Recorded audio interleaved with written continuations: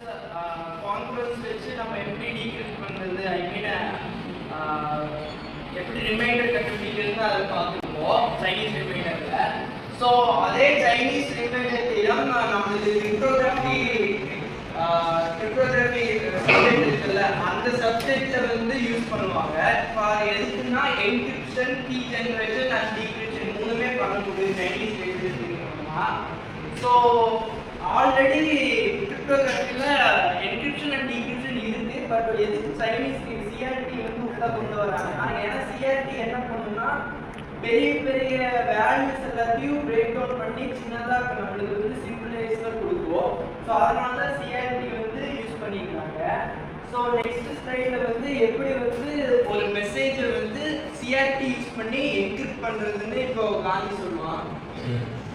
வந்து ஒரு மெசேஜ் வந்து நம்ம வந்து என்கிரிப்ட் பண்ணி ஒரு நெட்வொர்க் அனுப்ப போகிறோம். அது எப்படின்னு பார்க்கணும். அதுக்கு வந்து முதல்ல 2 ட்ரைவர் யூஸ் பண்ணிக்கணும். அதாவது ஒரு பி யூனிட் யூஸ் பண்ணிக்கணும். அது வந்து it is why it is reaching the வந்து n கால்குலேட் பண்ணுறோம். அதுக்கு என்ன பண்ணுறோம்னா ஒன்று இல்லை 2 ட்ரைவர் போய் மல்டிப்ளை பண்ணால் நமக்கு 3233 ஒரு நம்பர் கிடைக்குது. அதுக்கப்புறம் அதுக்கு வந்து ரோ ஆஃப் எண்ணு ஒரு இது எடுக்கிறோம். அதுக்கு என்ன பண்ணுறோம்னா அதுக்கும் பியிலேருந்து ஒரு நம்பர் மைனஸ் பண்ணணும், கீழேருந்து ஒரு நம்பர் மைனஸ் பண்ணணும், ரெண்டையும் மல்டிப்ளை பண்ணி ஒரு நம்பர் வச்சுக்கிறோம். இப்போ வந்து என் நம்பருக்கு ஒரு வேல்யூ இருக்குது. அதுக்கப்புறம் ரோ ஆஃப் எண் வந்து ஒரு வேல்யூ இருக்குது. இதுக்கு வந்து பப்ளிக் கீ ஜென்ரேட் பண்ணுறோம். பப்ளிக் கீயை வச்சு தான் நம்ம வந்து ஒரு மெசேஜ் வந்து ட்ரான்ஸ்ஃபர் பண்ணுவோம். அதுக்கு 17 ஒரு நம்பர் எடுத்துருக்கோம். அது வந்து அதுவும் ஒரு கண்டிப்பாக ஒரு ப்ரைம் நம்பராக தான் இருக்கும். அப்புறம் இந்த 17 நம்பருக்கு பதிலாக 5 எடுக்கலாம், இல்லை 3 எடுக்கலாம், 5 எடுக்கலாம், இல்லை 3 எடுக்கலாம். அந்த 3 நம்பர் ஏதாவது ஒரு நம்பர் தான் கண்டிப்பாக யூஸ் பண்ணி அதை வந்து பப்ளிக்கே நம்ம யூஸ் பண்ணிக்கலாம். அதுக்கப்புறம் வச்சு வந்து ப்ரைவேட் எக்ஸ்பெரிமெண்ட் வந்து ஜென்ரேட் பண்ண போகிறோம். அதுக்கு வந்து d into e equal to 1 mod. அதுக்கப்புறம் இந்த q of n அதை வந்து நம்ம யூஸ் பண்ணிக்கிறோம். q of n இந்த phi of n யூஸ் பண்ணுறோம். இதில் வந்து நமக்கு வந்து e வேல்யூ தெரியும், 17 எடுத்துருக்கோம்.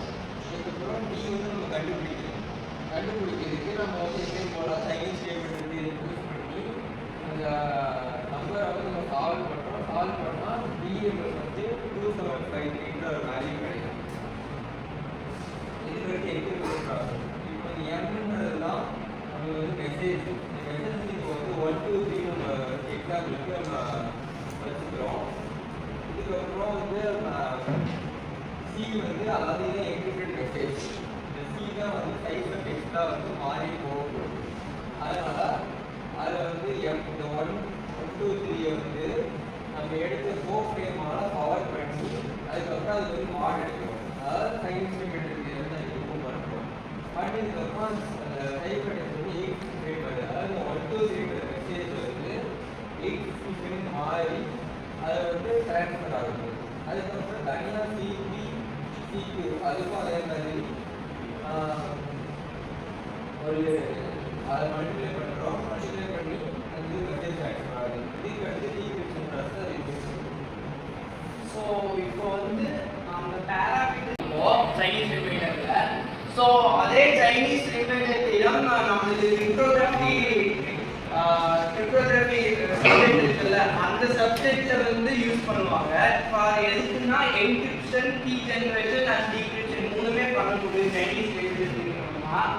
ஸோ ஆல்ரெடி கிரிப்டோகிராஃபியில் என்கிரிப்ஷன் அண்ட் டீக்ரிப்ஷன் இருக்கு. பட் எதுக்கு சைனீஸ் சிஆர்டி வந்து உள்ள கொண்டு வராங்கன்னா, ஏன்னா சிஆர்டி என்ன பண்ணுன்னா பெரிய பெரிய வேல்யூஸ் எல்லாத்தையும் பிரேக் டவுன் பண்ணி சின்னதாக நம்மளுக்கு வந்து சிம்பிளைஸில் கொடுக்குவோம். ஸோ அதனால தான் சிஆர்டி வந்து யூஸ் பண்ணிக்கிறாங்க. ஸோ